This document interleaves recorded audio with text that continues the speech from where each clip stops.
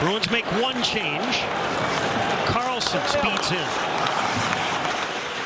Throws to the slot. Terry, left to the net. Shoots. Swim to the save. The rebound. They score. It's Carlson. He took that rebound attempt.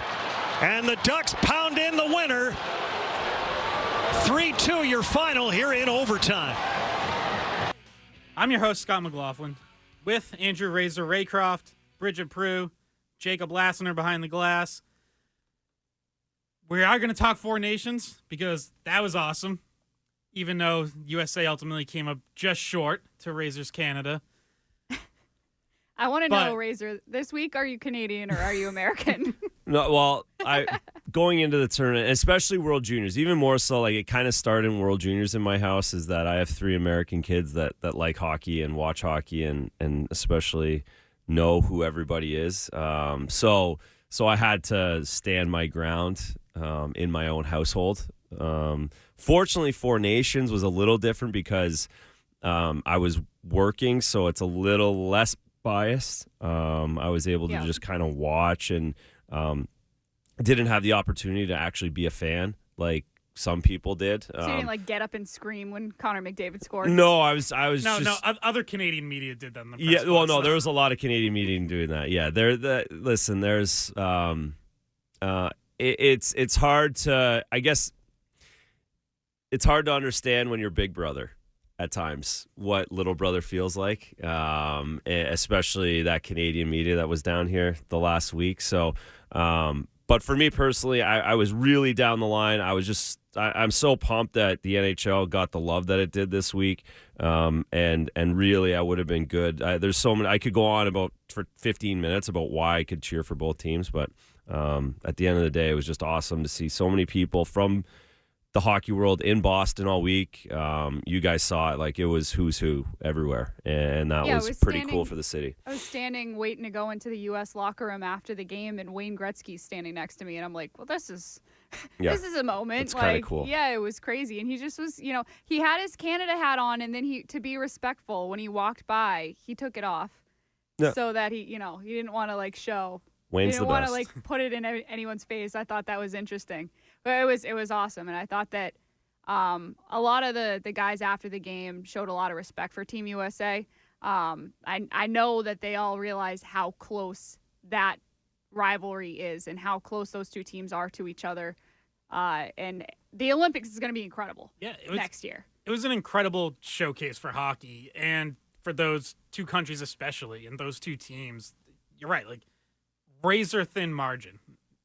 No pun intended. Yeah. But, no. The two games, the first game, it's a bad change, leads to the winning goal. The second game, it's Austin Matthews' miscommunication or messing up his coverage or whatever.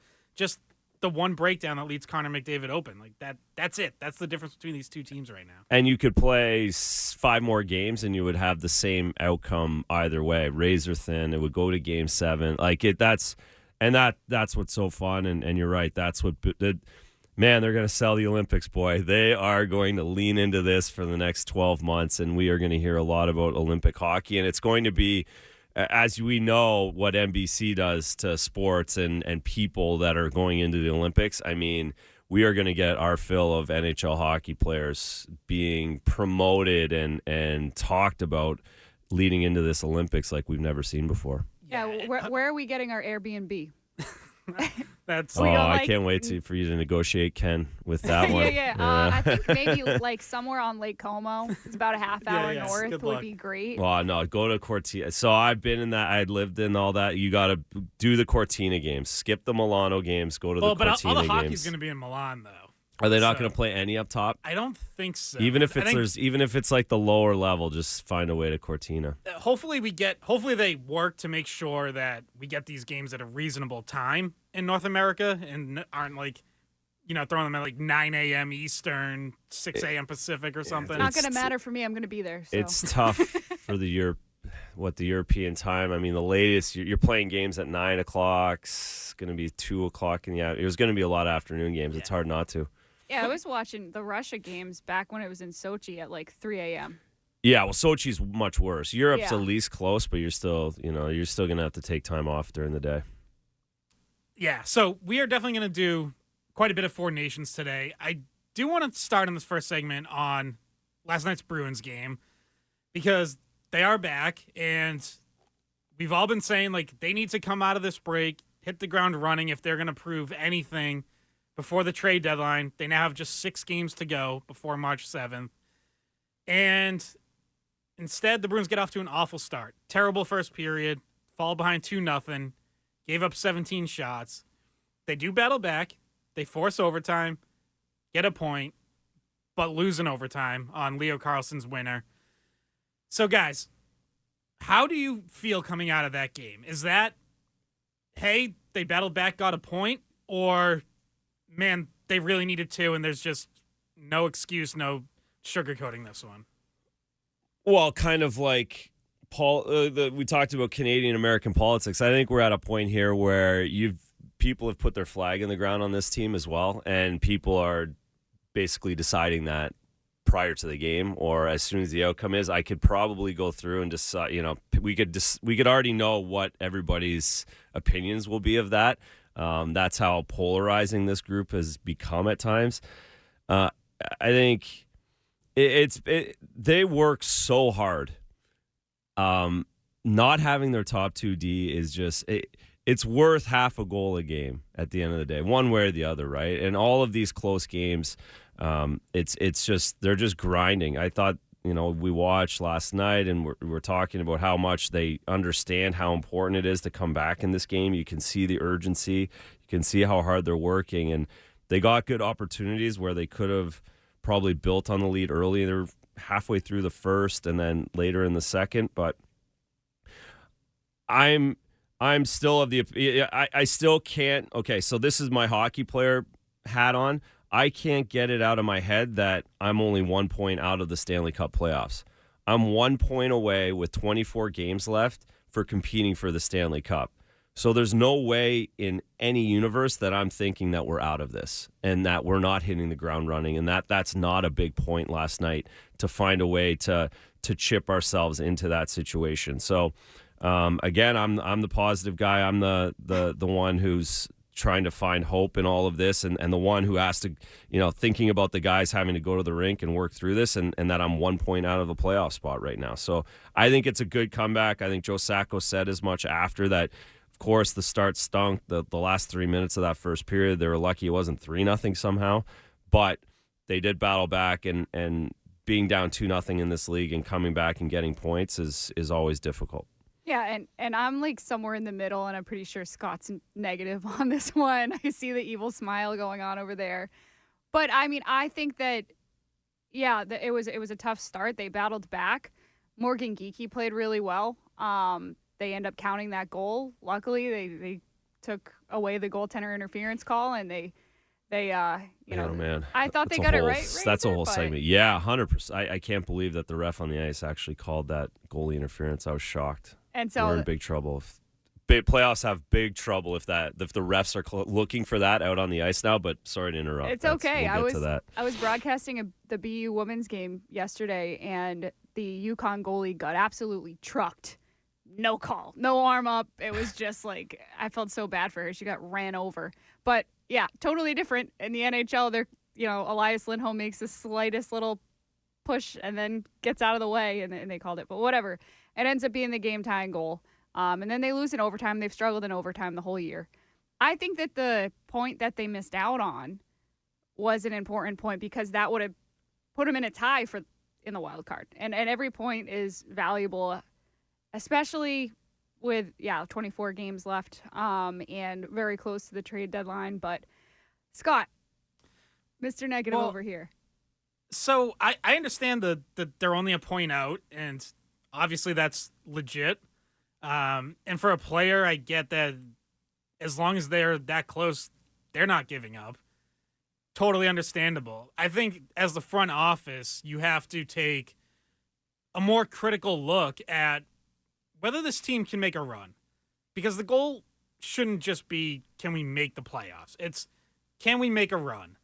And that's where I'm left searching for something to grasp onto.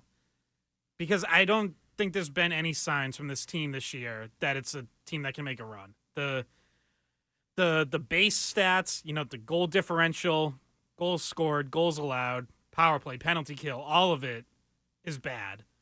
The underlying analytics aren't encouraging. There's really nothing there that would make you say, okay, well, if their luck turns in this department, they'll look better. And then you add on to it the McAvoy and Hampus Lindholm injuries, which, the Charlie McAvoy injury situation, like, we can get into that because there's a whole kind of debacle there where the Bruins are upset at Team USA. Regardless, he just got out of the hospital Thursday. He's in a sling. We know he's out, at least in the short term. Seems like it's going to be a little longer than that. Hampus Lindholm, there had been hope that he would be ready to go after the break. He hasn't even practiced with the team this week. So I would say that doesn't look encouraging in terms of his return being right around the corner or anything. We are going to hear from Don Sweeney today over at Warrior after Sunday's practice. So I'll be interested to see if we get any more clarity on timetables or what's going on with both of those guys. I don't see, like, this team is trying to prove to the front office that they're either worth investing in and adding to before the trade deadline, or are at least worth keeping intact. At least don't sell off pieces. Let us try to see what we can do with this group as it is. And I don't think that they're proving that. I don't think that they're giving the front office that's something to hang on, that thread to hang on to say, you know what, let's not sell, let's not retool, let's see what we've got. Like, everything to me points to retool. I'm not a tear it down person, not sell everything. I don't want that. But sell off a couple pieces that aren't going to be here next year or in the years to come and get a head start on the offseason. Because regardless of whether you're just inside the last playoff spot or a point out or a couple points out, I don't see anything that makes me believe that this team is capable of making a deep run. So, yeah, and listen, I think that this is somewhat of a business deadline. And, I mean, you go down to the Philly Flyers, who are 8th in the wild card standings. They're only 5 point. Like, there's probably not a lot going on in the deadline. And my question to the retool. Okay, what does even like the retool? Of course, there's not rebuilding. I mean, anybody who says that, I mean, let's have a hard stop on that. When you have this kind of players, it's just not a rebuild. It never will be. And I don't think people really know what a rebuild is here. Bruins fans definitely don't know what a rebuild is. I hear people talk about it like it's going to be 3 or 4 years. It's nuts. I'm like, guys, a tear down to the studs rebuild takes a decade. Yeah. Minimum.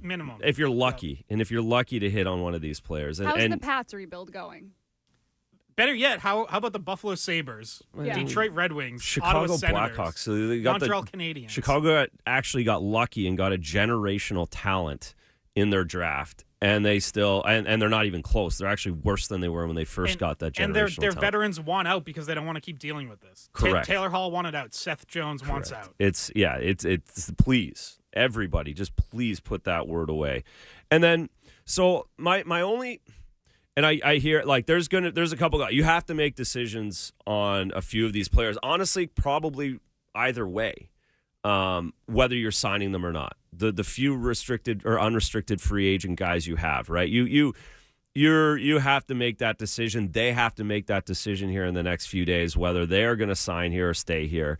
Even like if you had a Jake DeBrusk this season, that might come into play a little bit more from last year. But again, he's the kind of player where you try and sign all the way to the end. The Philip Forsbergs of the world, where you try and work all the way to the end.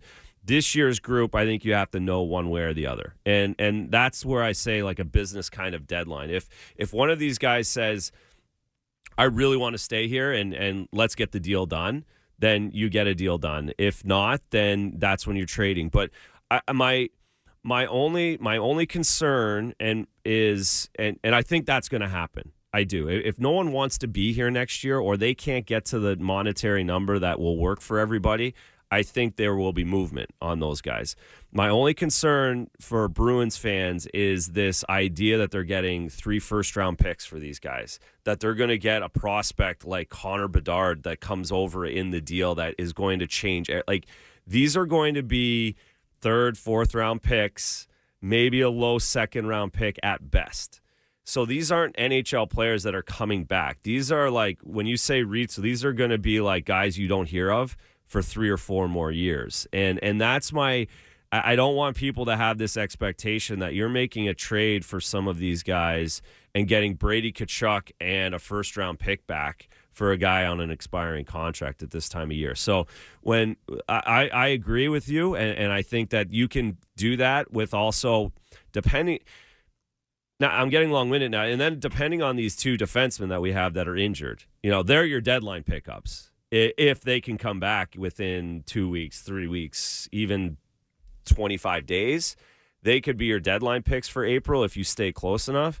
But really, that's probably where it stands, is you're getting a 3rd-round, 4th-round pick one way and maybe giving one up to get a guy on an expiring deal the other way that you think could fit into your program going forward. So you don't think Ottawa would go for Brady Tkachuk in a 1st-rounder for Trent Frederick? And Justin Brazeau? No, probably not. Exactly. But that's what like there is some pie in the sky Reddit boards that might try and find a way for that to work, Right.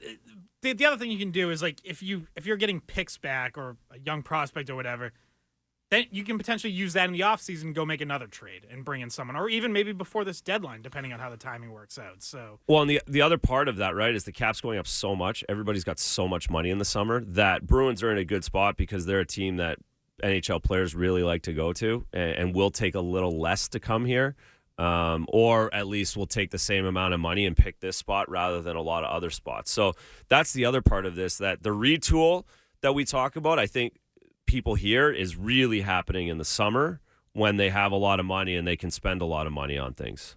Yeah, and Scott, you asked one of the players on an expiring contract after the game about, you asked him, what's it like to have your name in trade rumors, but he kind of got more to, I just want to be here. I don't know if we want to tease that for coming up, but yeah, we can come out of the break with it. It was Morgan Geekie, so yeah, we'll hear from him. We do have to catch our first break here. We're off and running on Sunday Skate. Give us a call, 617-779-7937. Text us at the same number. I was reminded last week I was giving out the old text line number. So oh, boy. Bad job. Oh, boy. Bad job by me. Is that why we weren't getting any angry texts? That's better. Yeah. No one yelling at me. They're just getting a message back that says, like, invalid. Scott's an there's idiot. some guy. No, Message. there's some guy like, quit texting me on Sunday morning. Leave me alone. All right. Okay. We'll be right back after this break. Morgan, how do you handle your name popping up in some trade rumors? I don't know. I mean, I want to be a Bruin. Love to be a Bruin as long as I can be. It's not up to me, and I'm just going to go out there and play. I love every guy in here, everything about the organization, the culture. So, however the chips may fall, it's going to be what it is. Just before the Four Nations break, when the Bruins played a national TV game on ABC, Emily Kaplan mentioned Geekie, Trent Frederick, and Brandon Carlo as 3 players that the Bruins were getting a bunch of calls on. And I think Geekie is a really interesting one because obviously he's been playing really good hockey going back to basically the start of December. Scores another goal last night, the game-tying goal to send it to overtime. Had some other great chances. Looked like, his timing was a little off. His scoring touch took a little while to get back. Is a restricted free agent, so there is some team control there. But I would be, I think, like, you got to figure out how close you are on an extension, right? Because I don't think you don't want to go like the Swayman route where you're dragging out restricted free agency and you end up either close to arbitration or it goes into preseason or whatever. Like, you want to get out ahead of this. And so I would be figuring out now, I'm sure they are, where is each side on extension talks? And if you're far apart, I think it's someone you have to listen on because he could get you quite a bit right now. The way that he's been playing, you would be really selling at a high point where he's been able to capitalize on playing with David Pastrnak and produce at a high clip for a couple months now. Yeah, not that long ago at the trade deadline, everybody thought Jake DeBrusk was going to get traded, and then they extended him instead. It was one of those situations like expiring contract.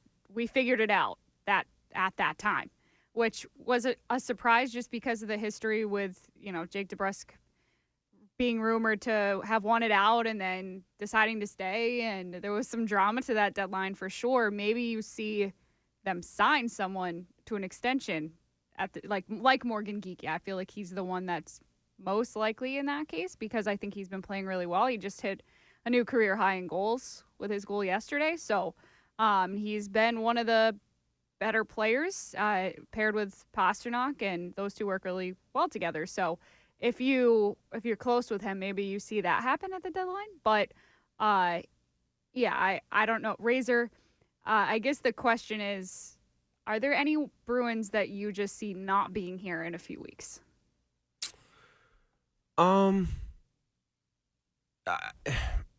Yeah, I don't know individually, but I feel like they're going to have to make decisions, like you said. It is interesting. The RFA part of it with Geekie does throw a wrinkle in it. Because if he was a UFA, I think it's pretty binary where it's one or the other.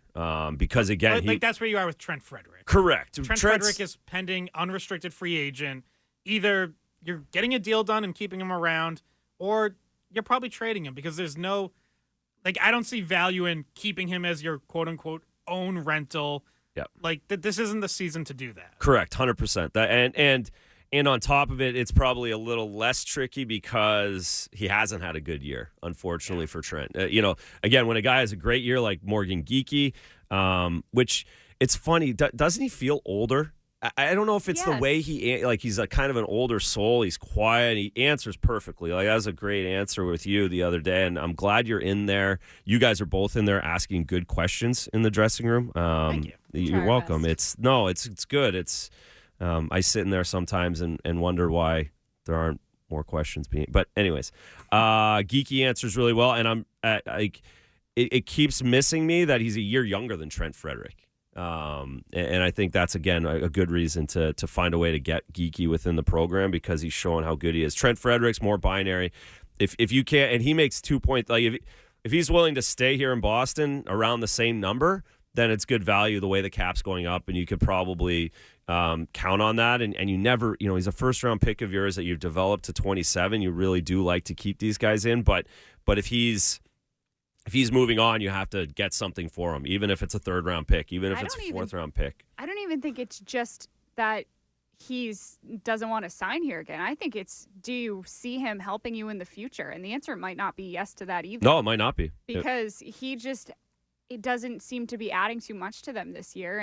And if he could be that, instigator kind of guy and grinding, just giving a better effort, grinding and fighting occasionally when the team needs a little bit of momentum and playing more of that third line role that he's done in the past, then sure, there's a spot for him on the team. But how come it just went away?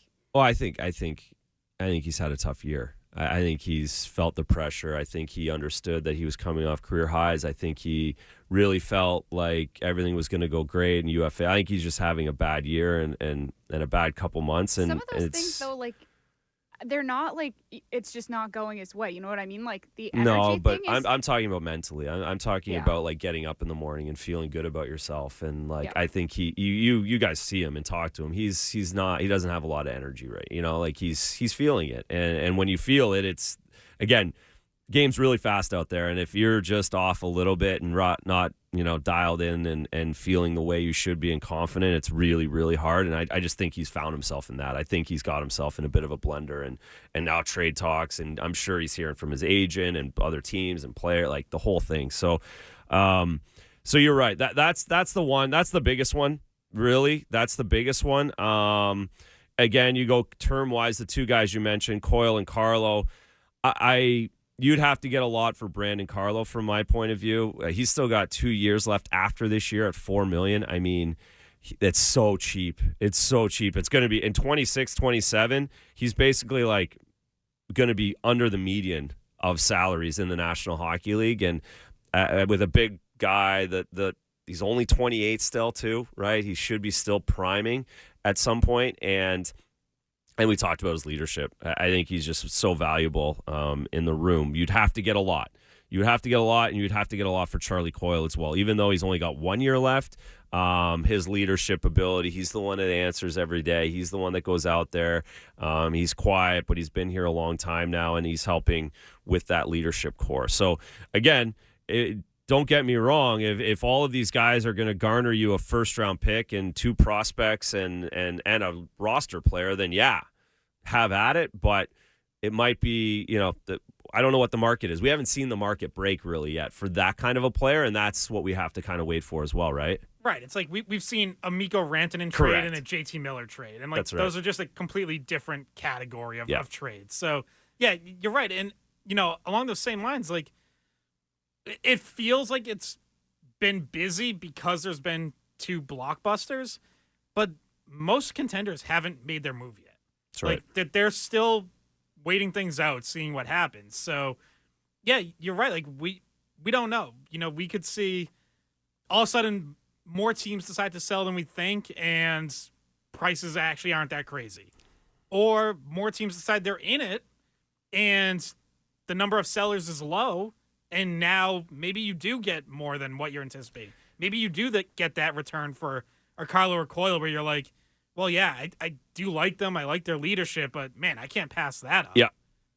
No, exactly. And that's where, again, we all like, every boomer that loves their house, right? It's the market dictates. They're the only ones too. that have them. Yeah, well, that's why I said boomers and not people of our age. No. The boomers all have them, and they're not really willing to sell them.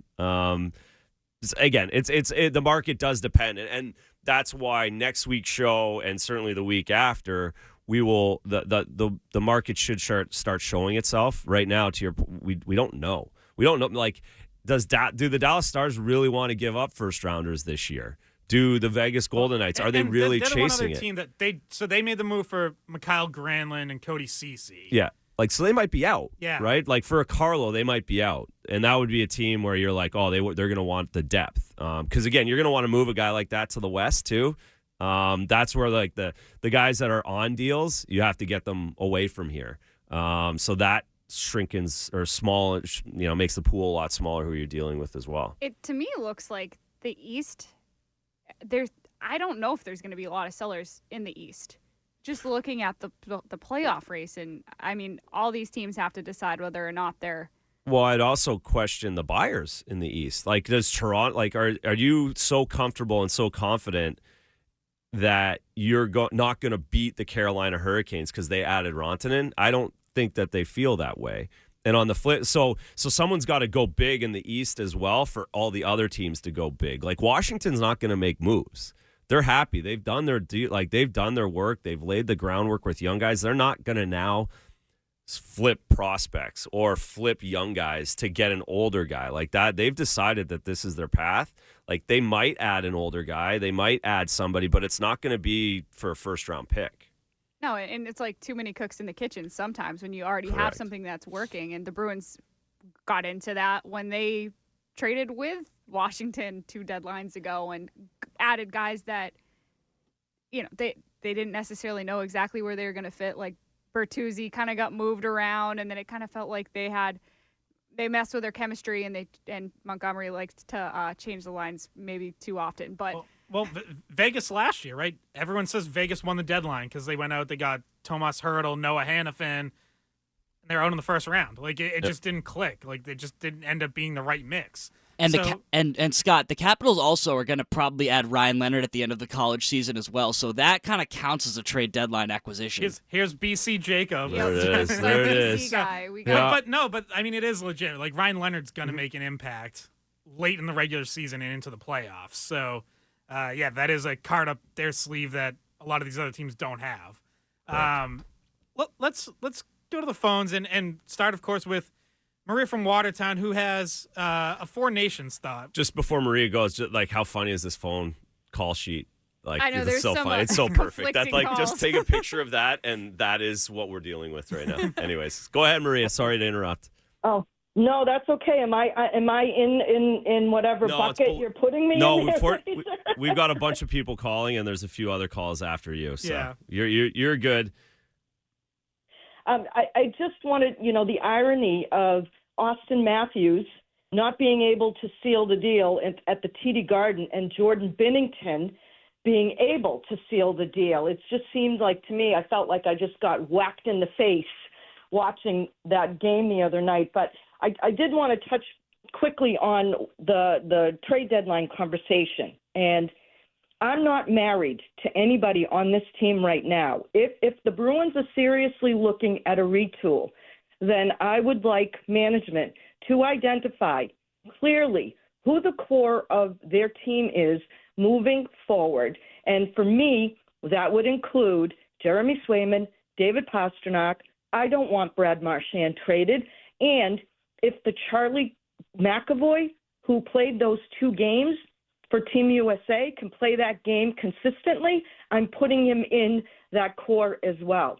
But I do agree that there is some type of retool that needs to occur, because this season reminds me too eerily and too sadly of the 2015-16 season, where it came down to the last game of the season and the Bruins controlled their own destiny, and they were unable to finish and win that game. And this team reminds me so much of that same team. It's just what I see on the ice. You folks spend a heck of a lot more time doing what you do and watching these guys, but I'm just being realistic in that, to me, I find it hard to imagine that they are going to be in the playoffs and be a strong enough team to sustain a playoff run.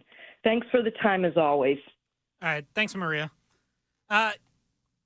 Yeah, and, the team was in a different spot in, 2015-16, sort of the last. That team missed the playoffs in 2014-15. That's when you have the change of the GM. And then 15-16 was, sort of the start of trying to build back up. And they kind of did, a small buy at the deadline. Because they felt like, it was worth giving that team something as they tried to get back to the playoffs.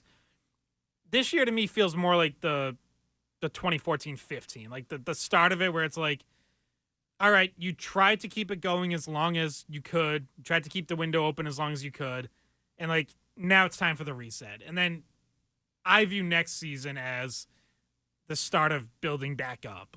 They didn't go into this year planning for it to be a down year or a reset year. They thought they were building on a team that went to the second round. They thought they had gotten better. They thought they were building closer to a cup contender. And, we can go into Elias Lindholm, Nikita Zadorov signings. Obviously it just hasn't happened. So we do have to catch a break here. I see Mark and Jim on the phones. Should we put them on at the same time and let them argue with each other? Yeah, they have some contradicting takes, so we will get to that next. Right back here on Sunday Skate. And we're going to go right to the phones here in this segment, starting with Mark from Medford, who has a thought on this Bruins season. What's up, Mark? Yeah, good morning. Thanks for taking the call, guys. Yep. So, what? I'm at the point now with this season to just come right out and say what it is, and that's a bust. So to see them try to make moves at the deadline for a playoff push would just be a waste of time. There's way too many holes in this team to fill that 1 or 2 guys you get at the trade deadline are going to fix. I watch this team for every night, every game in, game out, making the same mistakes over and over and over again. No power play, poor defense, poor zone protection, poor breakouts. It's just beyond 1 or 2 guys at the deadline to make a move. I say just play it out, blow it up, start from scratch, And the problem, guys, I'm sorry, begins at the top. It may be time for Sweeney to go elsewhere and, get someone else to run this team and possibly another coach. But when That's just my opinion. When you say blow it up, do you mean like key players off the team, like McAvoy, Pasternak, or do you just mean, get rid of some guys that are underperforming? Well, in a way, I agree with Maria that I'm not married to anybody on this team either, except for one player, and that's David Pasternak. He shows that now he's actually playing like, okay, before it's like, well, I don't want to play with this one on this line or this one on that line, but now he put that behind him, and he's actually playing like the David Pasternak we know. But other than that, like guys like Charlie McAvoy, when we first signed this kid, we all said, oh, he's going to be the heir apparent to Zdeno Chara. That's all I heard when we were signing this kid. And let me be honest, guys. This guy's already reached his ceiling. This is Charlie McAvoy. This is what we're going to get from Charlie McAvoy, and that's it. You don't agree with that? So I don't, but I want to, before... thanks for the call, Mark. Before we respond, I want to immediately go to Jim in the car, who has maybe a different take. Good morning, Jim. Hey, good show, guys. Before I get to my point, Razor, if that's goalie interference last night, the NHL's in big, serious trouble. Oh, you and I are on the same page with that one, Jim. We were absolutely Tuukka was saying that. All the goalies were saying that. I mean, the fact that he called that goalie interference on the ice, I'm concerned about what the playoffs are going to look like. But yes, you're off to a great start, Jim. Good. I should hang up. So listen. Razor, somebody said it earlier, we are 1 point out of the playoffs, so let's start there. And when the previous caller, Mark, just said, let's blow it up, right? Couldn't give an example. Like, he brings up McAvoy. Of course, he has a no-trade contract. Pasta, you can't trade him.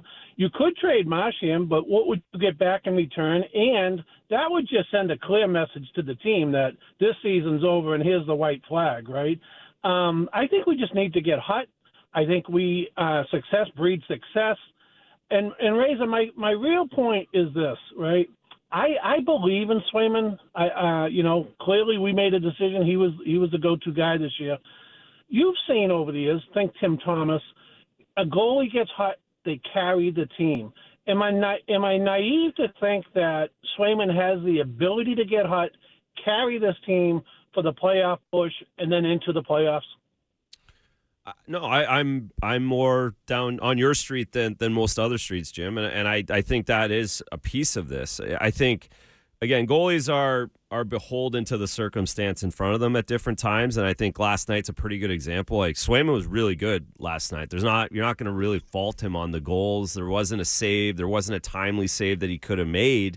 Goals go in when you make poor decisions out there, but no question, you have if you're lining yourself up against the other teams that you're competing with for this playoff spot, Detroit, Columbus, you're saying we have much better goaltending and we should have much better defense if our guys come back healthy, that we can find a way to get that extra win or that extra 2 wins that'll get us into the playoffs. So no, there is a lot on Swayman here, and he is going to have to steal a few games. That's what starting goalies are supposed to do, and that's how streaks continue or streaks get going in the NHL is stealing a game or two. Jim says, yeah. My last point. This team was, 2 years away from having one of the best seasons ever. We have a great core of talent. We just haven't played our best hockey. I think we were about to. I'm an optimist. Don't give up on the Bruins. All right. Thanks, Jim. So, well, first off, you did lose a lot of that core from 2 years ago. I mean, you had Patrice Bergeron, David Krejci, Taylor Hall. Like, you did lose a lot of that team.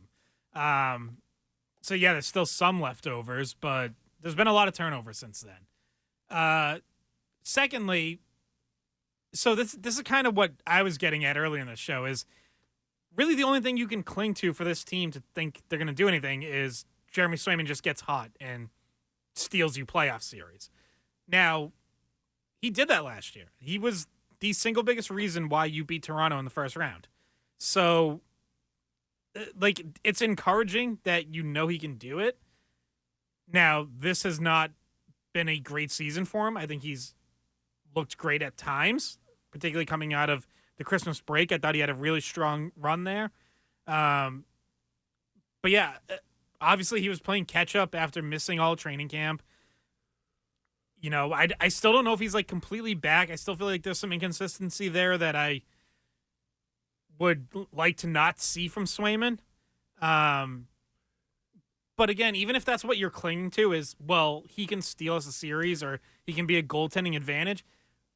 What's the ultimate upside? Because you lost in the second round last year because you ran into a team that was just better than you. And I think that same thing would happen again. Like whether it's the first or second round, you would just run into a team that's clearly better than you that even goaltending isn't going to carry you past. Yeah. Oh yeah. Maybe things crazy happen in the NHL, right? But yes, that's the 98%, right? Or the 95, whoever does percentages or analytics. Now, but and I don't think anyone is under, like, there's nobody saying that Don Sweeney's going to trade their 5 draft picks next season, like this summer, for players, right? Like, I don't think anyone really thinks that he's going to go all in like he did for Bertuzzi and Hathaway and all those players. Like, they're not in that situation, but it does, like, again, the sport is so unpredictable that to say they can't, like, they're not going to go on a run, so don't even try. Like, that's like, and I don't mean like try, like give up first round picks, but why wouldn't you want to get in the playoffs? Like, it was better for Washington to get in the playoffs last year and get stomped in 4 games than it was to beat Detroit and not get in. That I agree with. It is very, very different to be in or out in the National Hockey League, even if you might be a team that has absolutely no chance of making a run. So, I don't know. I just, like, when I hear that, I'm like, it's like, no, you want to try and get into the playoffs if you can. If you're this close, you want to get into the playoffs. That doesn't mean, and you said it at the top, Scott, there's 2 separate pieces of organizations that one has to look long-term. That's what general managers do. And then there's the coaches and the coaching staff, and they have to kind of work together. But at this time of year, it's pretty 2 separate things. Again, I'm not saying that Don Sweeney is going to sell all of the draft picks this summer to try and get 2 players to make this team win a Stanley Cup. But if you could trade a draft pick at some point to get an NHL player with term that could help this team, not just in the next 25 games get into the playoffs, but also maybe with some term and could be better, that would be okay as well. Like, it's okay to trade prospects or draft picks for players that you think will make your NHL hockey team better over the next couple of years. Now, I don't think they're going to do it for just 2 weeks or 3 weeks, but there are opportunities and there are players and there have been deals made, like a Charlie Coyle for Donato, who they knew had another year left, who they could sign after that. Like, there might be a player out there that they've looked at that could help them, not just now, but also a guy that they could extend over the summer that wants to be here. So, I just wouldn't be too nonchalant about the fact that getting in the playoffs is a good thing. That's my only concern when I hear that. Yeah, and Jim had, the optimistic point of view of Swayman getting hot, which I don't disagree with. We know he can play better than he has, and we haven't seen his full potential yet this year, I don't think. So that's true. There's a ceiling that hasn't been reached with him that you could reasonably expect him to elevate his game as games get more important. But this is something we need to talk about in the next hour, I was also really optimistic because I thought their decor was getting healthy. Yes. And that was going to be a huge addition for them to have. And now there is a lot of questions about that with McAvoy and Lindholm. So we'll definitely get to that. Yes, and we'll also get to some Four Nations. Hour 2 of Sunday Skate coming up. You can call in 617-779-7937. We'll be back after this break. Centering pass, McDavid scores! Connor McDavid wins it for Canada!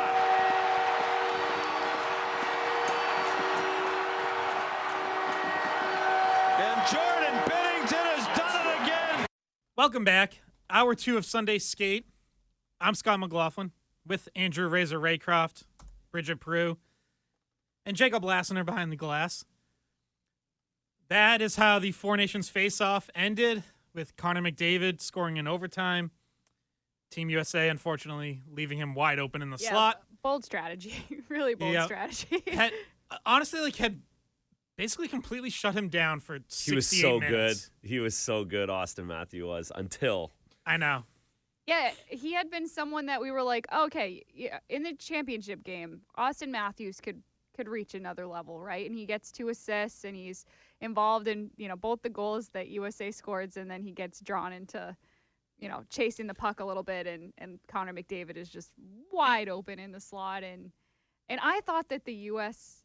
defense looked, especially a few guys like Jacob Slavin, looked really solid during the tournament, and they slowed McDavid down quite a bit in that championship game. But then when he finds himself open like that, it's like I didn't even need to see where the puck went. I knew once he got it, it was going in the back of the net. It's like you see him get it there, and you're like, oh, it's over.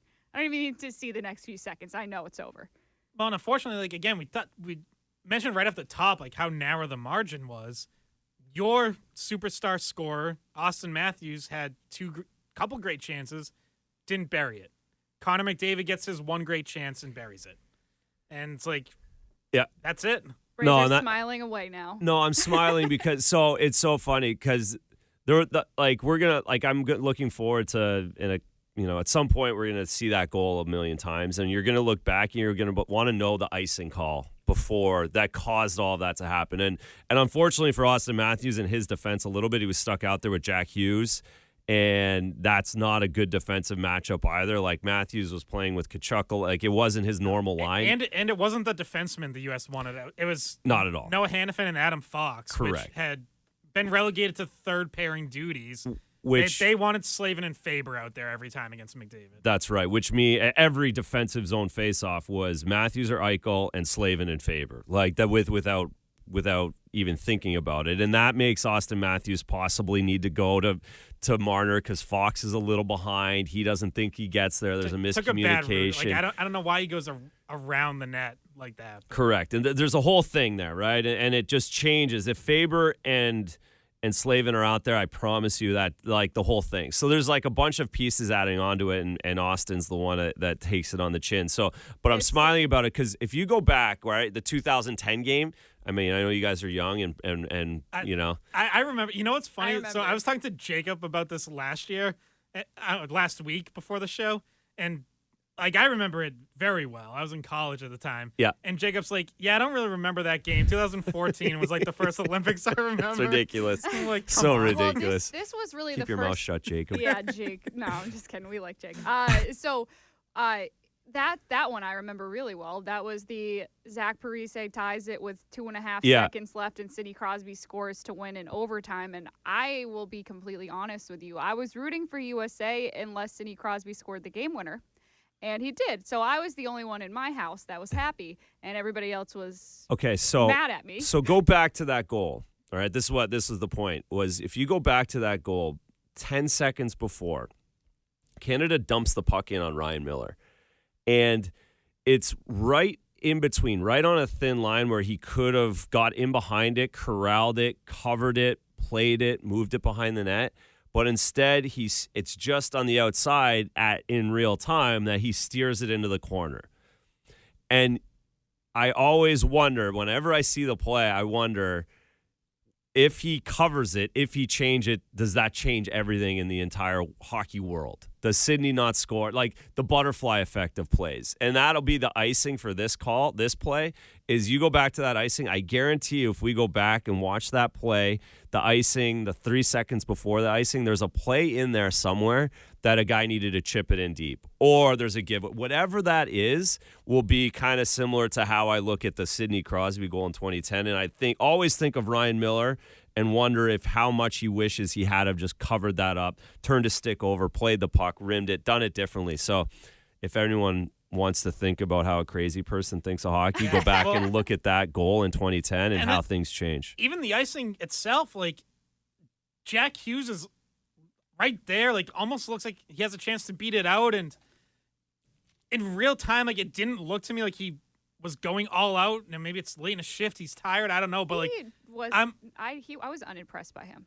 Yeah, like I'm wondering if, does he have regrets after of like, man, what if I had just dug a little deeper and found that extra push for those last 2 strides to try to beat that out. Yep. Like it's. I find in high pressure, best on best hockey situations, let's say like a game 7 in overtime in any playoff series in the NHL, all it takes is one mistake in order for the other team to score. And that's what Canada got with that icing call there.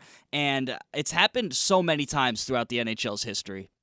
Yeah, and the U.S. was big time outplaying Canada in the beginning part of overtime.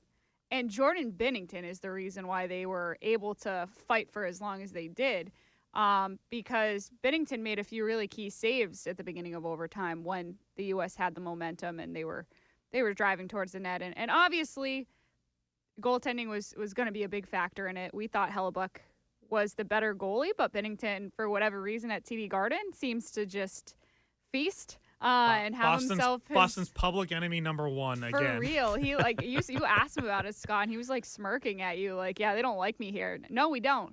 He's nails. He is nails. Man, oh man. I know. That was Canada's biggest question going into the tournament was goaltending, and I thought even through a couple games it was still. It was. I mean, they were ready to put him on a stake. Even after the Finland game, when Finland came back, they were ready to like put Hill. I don't know how many phone calls or the random shows that I had to go on last week were asking, would you put Aiden Hill in the final? Like right up to the warm-ups, they were calling for Aiden Hill, and I heard it in the press box. Oh, of course, yeah. Well, they're I was vultures up there, as you can tell. Well, Canadian I know. media in the press box, they're pretty good up there. I found out. I now understand why the Toronto Maple Leafs Yeah. hate the media. Oh my God, they're I awful. got hit in the face with microphones, Uh-huh. cameras. Guy asked me if he could use my shoulder as a tripod, and I said, no, I have a bad ACL. Like, I'm going to fall over. He goes, okay, well, I'm just going to stand in front of you then. And I was like, no, you're not. Yeah. I was not having the Canadian No, they're media. hyenas. I They're not thought even I was going to vultures. have to start 3 fights in 9 seconds when we got into the post-game press conference because I'm glad they left town. I'll just put it that way. I thought Canadians were really polite. Sorry. No, they wanted to use me as a tripod. And they prank called the Jones and Keefe show the other day, too. Did they really? Yeah. No way, really? A Montreal radio host called in under the alias of Curly in Boston. It was, is it Tony Marinaro? Oh, yeah. That was it. Yeah. That's great. Yeah, that was good. That was pretty funny, actually. That is funny. Yeah, so bigger picture, though, obviously this tournament was massive. Did huge ratings.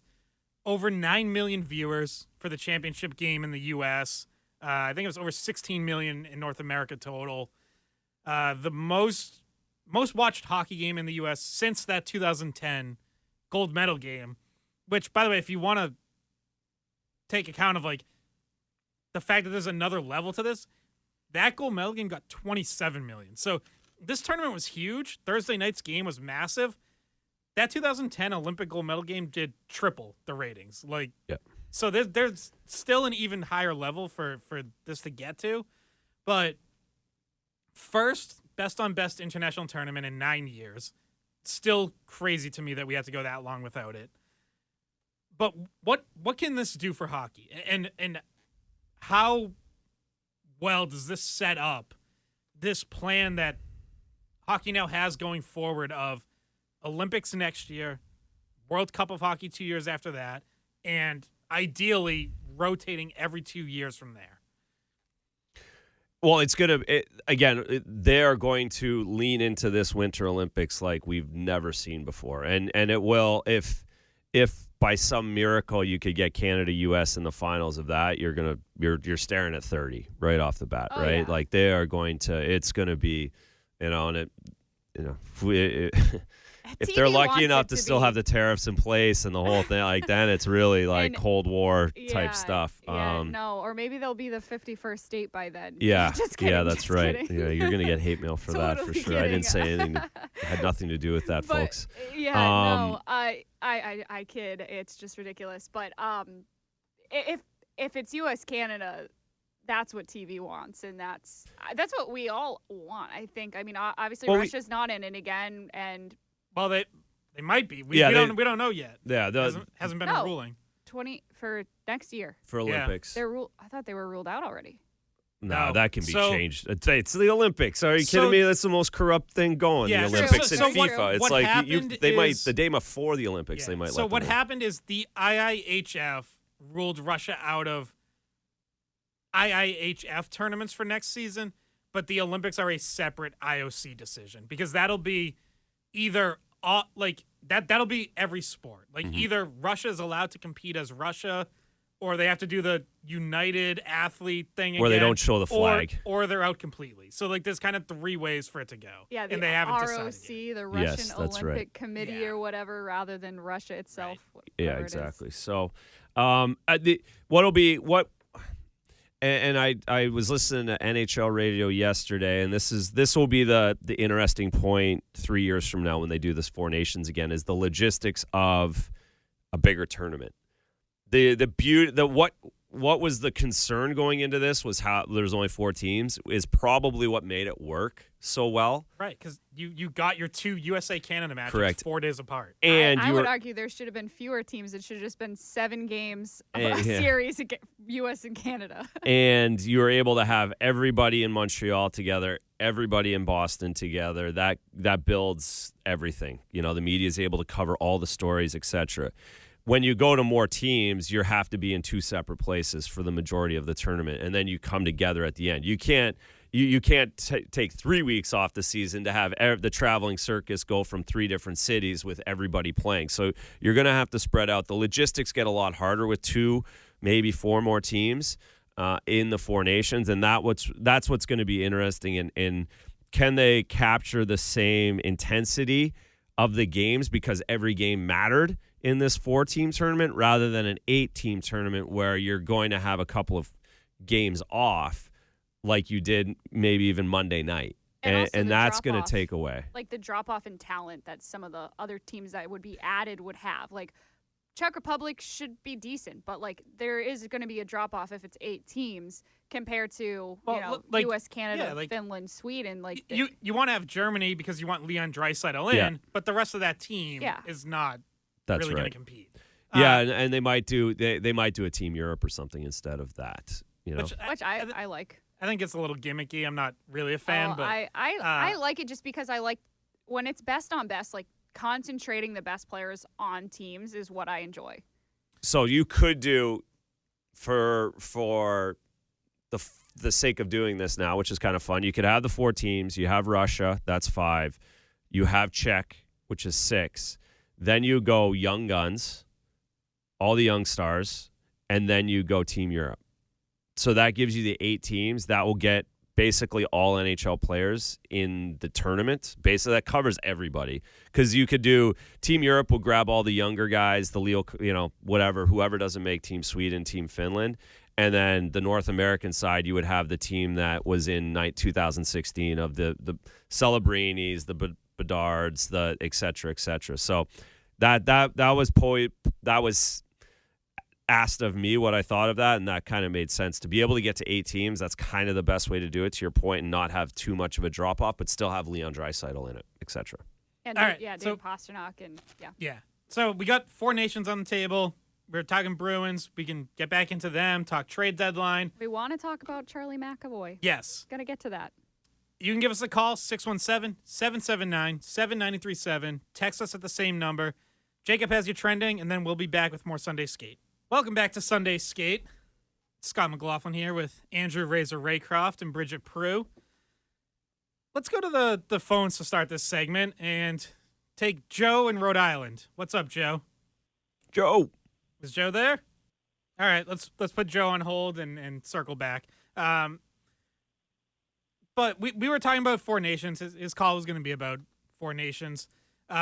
Obviously, for the Bruins, the biggest story that comes out of this is that Charlie McAvoy gets hurt. And there's this whole debacle about how it was handled, where the Bruins put out 2 statements on back-to-back days, one from the head team physician. Pretty clear just from reading the statements that they weren't very happy with how it was handled. But then you get a report from Elliot Friedman on top of that, making it, even more explicit that they were very unhappy with. Yeah, and he also said there's more to come. Like there's this is absolutely just the beginning of the story, that there's more information that's going to come out, and maybe we get it today because Don Sweeney is talking in about 2 hours. I'm definitely going to be interested to see, like, does Don Sweeney go in? Does he actually share how he feels about this, or does he try to play nice and, for the sake of everyone, bury it and move on? Like you said, we're going to find out here in a couple hours. But what we've learned is he got injured in the Finland game, in the first game. We all assume it was the play where Joel Armia hits him from behind into the post. He was clearly grabbing at his shoulder, which is what the injury was. It was a shoulder AC joint injury. And then we find out on Monday that on top of that, he has an infection and ends up admitted to Mass General. Needs to get that treated. We see him join Team USA before Thursday night's game in the locker room, reads the starting lineup, has his arm in a sling. Bruins in their statement called it a significant AC joint injury, so that would lead me to believe that, it's not just short-term, a couple games, but officially there's no timetable as of now. So, and they normally don't include like a describing word like significant. Like they normally would just say AC joint injury. Like the fact that word was put in there was meaningful, purposeful. It was a lot more information than we usually get. We don't even get AC joint. Yeah. We No. even upper body Just get injury. upper body, yeah. But so Razor, what do you make of all this? Like, is there anything the Bruins can do, or is it this just was a really crappy situation, and unfortunately now they're without one of their best players? Well, there's nothing you're going to do that like helps the situation or the team right now, right? Like but what it will do, I'm sure the protocol for this tournament and for tournaments going forward will definitely change, and there's going to be a lot of mandates made of how players are injured, where they go, who's in charge. How quickly you notify? Are you telling teams? Do all team doctors have to be on call for an ability to go to wherever that player is right away? There's actually not a set team doctor for Team USA. Like, there's a lot of different ways this is going to go, and I'm sure it's not going to end up being just the Bruins. There's other injuries that have been had in this tournament that when they go back to their teams might be saying, this was not done the proper way, or we're not happy. Matthew Tkachuk is out for Florida right now. Correct. Tkachuk, Brady didn't play last night. Like, so there's things that I'm sure this will lead to, this will lead to different ways of thinking how players go out and compete for their teams internationally. How that helps the Bruins right now, I don't think there's anything there. It's not like the team's going to give them compensation. They're not getting money or draft picks or something like that. Definitely not. It's just more, to shed light on maybe they're clearly frustrated with how it was handled. So maybe to shed light on the situation so it doesn't happen in a tournament coming up. I'm sure that's I'm sure they've got. Yeah, had a phone call with the one thing. Elliot Friedman mentioned was the possibility of going to independent doctors where it's not.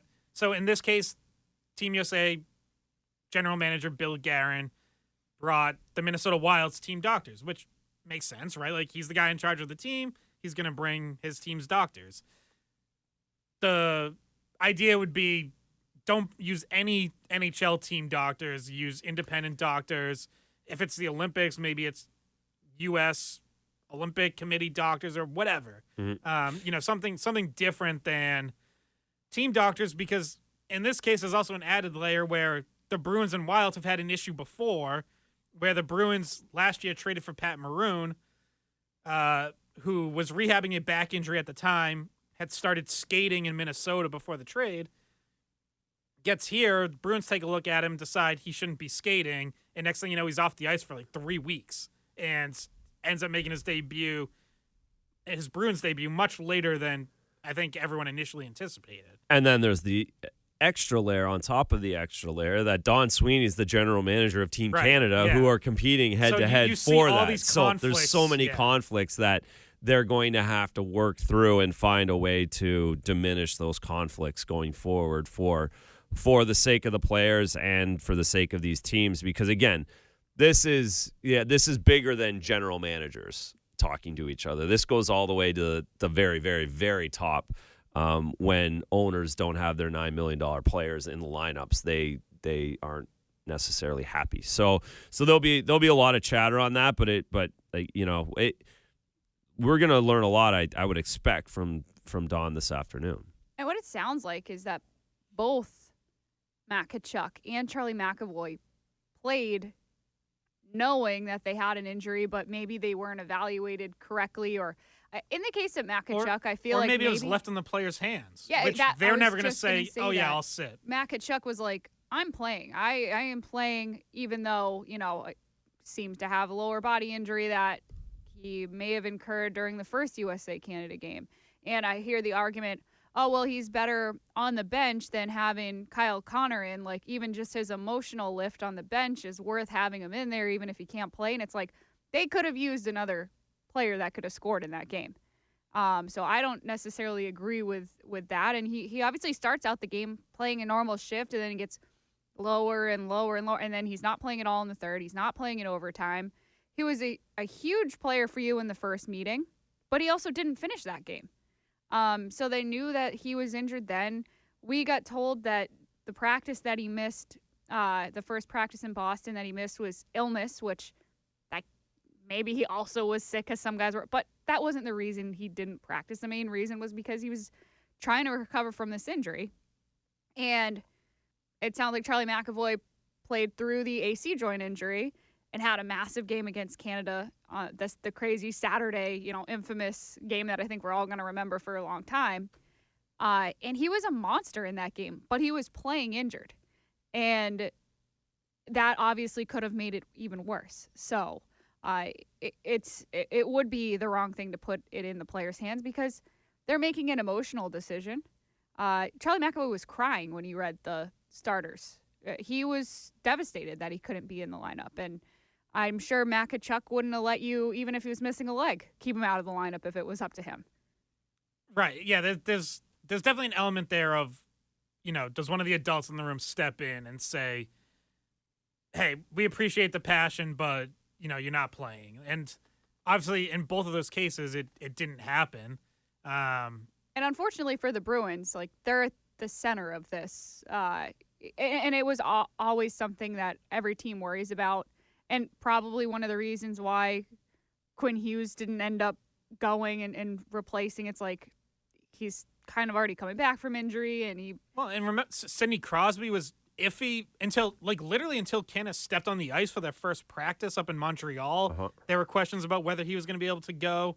And in that case, I think the fact that Pittsburgh isn't really in it probably helped, made it more palatable for him to play for Canada. Whereas Quinn Hughes, Vancouver's fighting for their playoff lives, you do have to consider what you're doing with the Canucks, with the team that's paying you $10 million or whatever Quinn Hughes makes. If you go play for US and make it worse, now you're really hurting the Vancouver Canucks and potentially derailing the rest of their season. So, another direction I want to take this, because I've heard this is, well, could you now you have teams like the Bruins, Panthers dealing with these injuries at such a critical stretch of the season. Can you fix that or combat it by moving a tournament like this back to preseason? Like the 2016 World Cup of Hockey was a preseason tournament. It was played in September. My counter to that would be, no, you shouldn't move it, because yes, the injuries suck and they're very unfortunate. But I think what you saw in this tournament is that holding it when this was held was the perfect time to hold it. The perfect time in the sports calendar for hockey to get a share of the spotlight. NFL season is over. Baseball hasn't started. Even NBA is on break. They had their All-Star game, which was a disaster, and everyone hated the format and all that. if you put in September, you have NFL games going on. You have the stretch run of the MLB season. Like, people might not even be thinking hockey yeah, yet. Exactly. No. Like, you're not even right. And you're getting guys in preseason form trying to ramp up to this best on best level of play. Right now, you have guys in midseason form. So, yeah, the injuries stink, and that's just going to be a fact of life when you have these great players going all out like this. But I just don't think hockey can pass up the opportunity that holding this tournament in February allows them. Like, it's just a tremendous opening and opportunity for the sport. And then on top of it, the players don't want to lose more summer. When you do that, the best players that like they're happy to keep going through the winter, but now you're basically they're the guy who wins the Stanley Cup in June has to come back to the start of August. Like that literally gets like 4 weeks off. That's banana land for the players as well. So couldn't agree more. You need to have this in the winter. You need to have it when there's eyes. You need to have it when people are thinking about hockey rather than in August when the last thing I want to do is think about being in a hockey rink. No, I like to take my vacations then too. Yeah, It'd be, in the Bahamas. So or, it's all about Italy. me. Don't do it in yeah, August. Yeah. No, I have a vacation planned for then, so we can't do that. But no, they should have learned from what the numbers were, from what the conversations were. The ratings this were week. up 1,000% over the 2016 World Cup. Exactly. It couldn't It's possibly done. be Enough said. more obvious that this was the right time to have it based on all of the numbers that we have. And the fact that even, sports talk radio in this area is not a lot about hockey normally. Every single show, when I tuned into it this week, it was the lead story. It was the main thing they were talking about.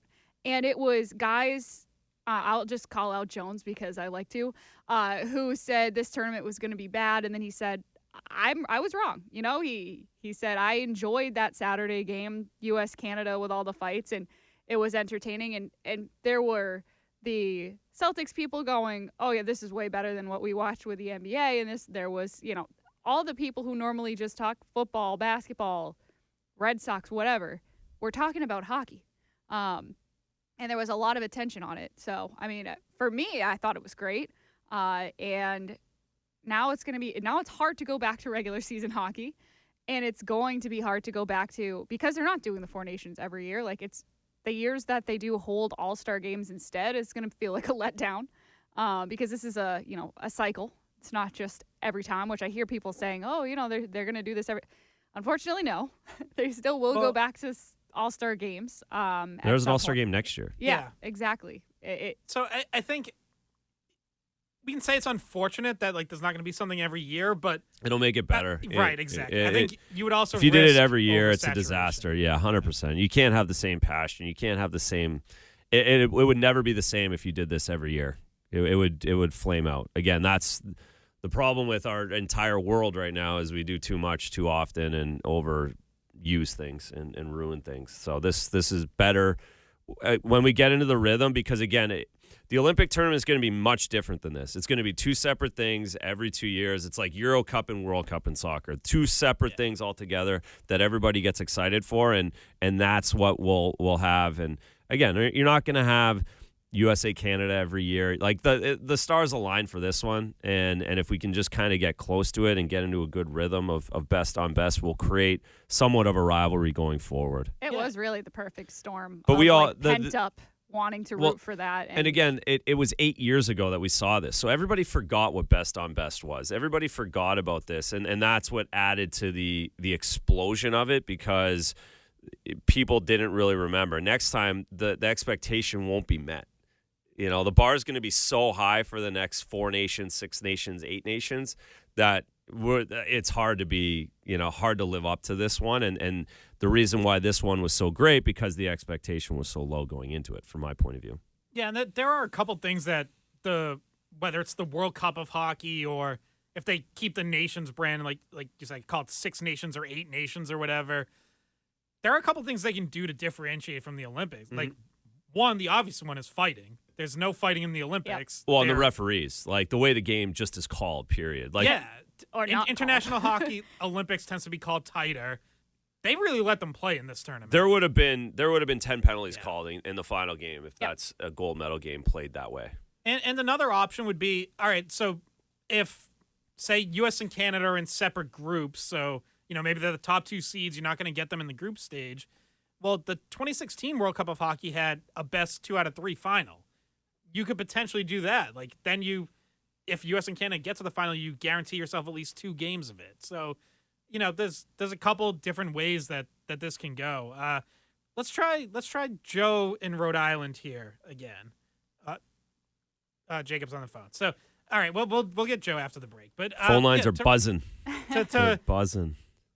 So to wrap this up, but yeah, I think in general, like, just a great tournament for hockey, and we can nitpick over like some of the changes we make going forward, but yeah, like the fact that there's an actual plan here to keep this going on a regular basis going forward is just so great as a fan of hockey, because like I said, like these last 9 years, the NHL pulling players out of the 2018 Olympics and then the 22 Olympics because of COVID.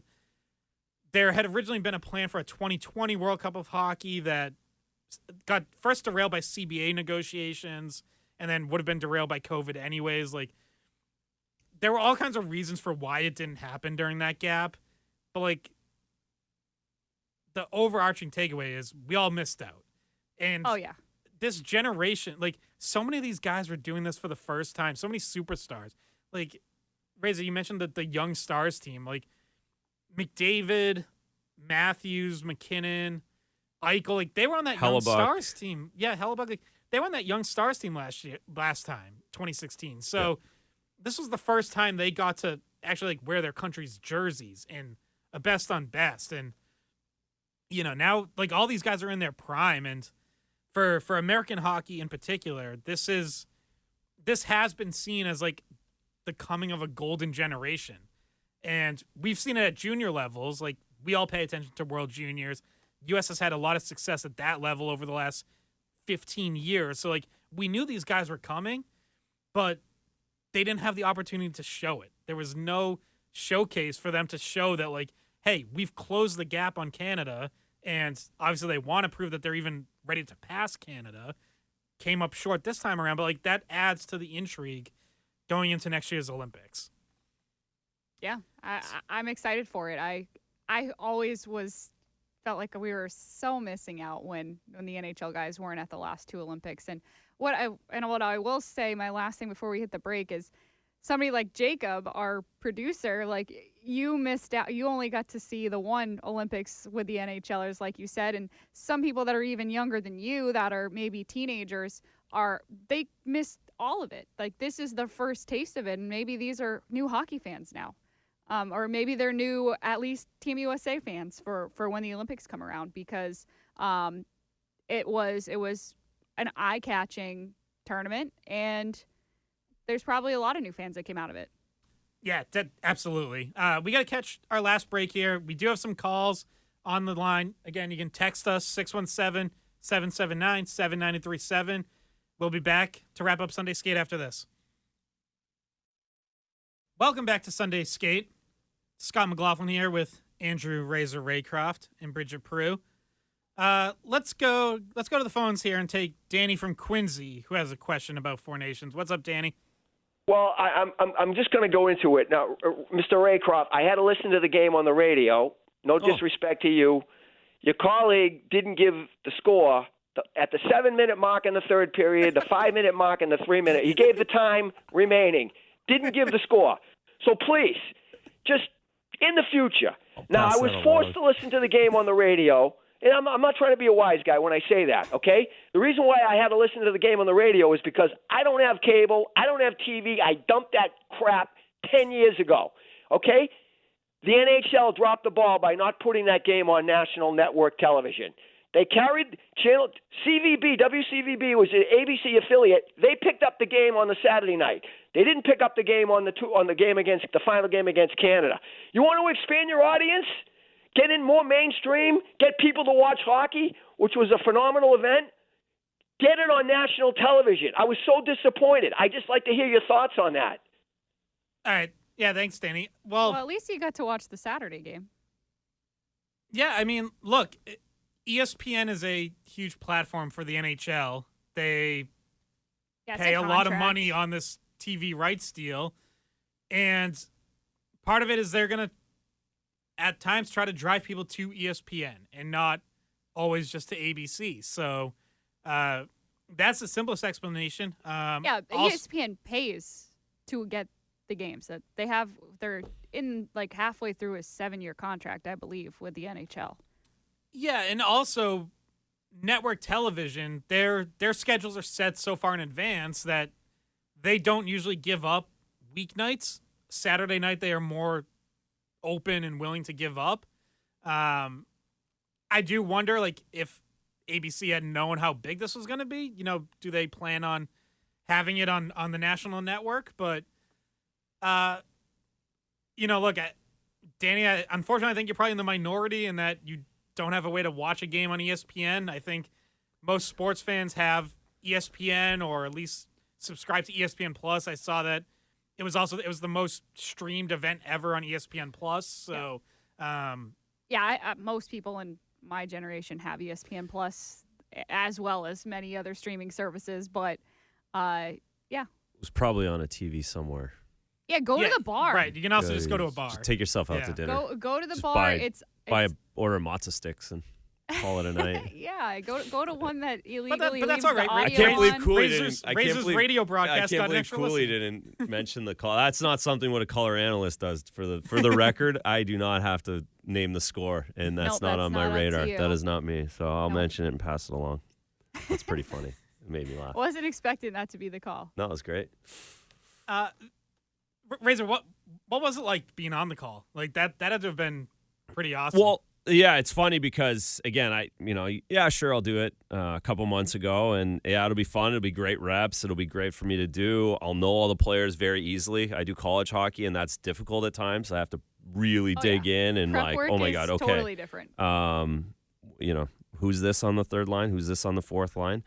Here, that's a non-starter. I know everybody off. So yeah, I'll do it. It'll be fun. And then as it builds, and then Saturday night comes, I'm like, oh my God, this is actually like a real thing. And it's not just a rep that I'm getting. It's people actually might listen, and certainly the NHL radio will not want a screwed up finals call by myself. Yes. So the pressure got high, and but it probably wasn't on you as much as it was. No, it wasn't. Play-by-play is like... Yeah, the play-by-play guy is always most important. Us color guys, I can just chime in with a goalie breakdown at some point and call it a night. So, again, it was cool to be a part of, because otherwise I wouldn't have been there, right? Like, otherwise I wouldn't have been up there on the 9th floor with you guys. I wouldn't have seen everybody all week. I would have just been watching on the couch. So it was cool to be a part of, and something else I can say I did when I'm in a hole somewhere.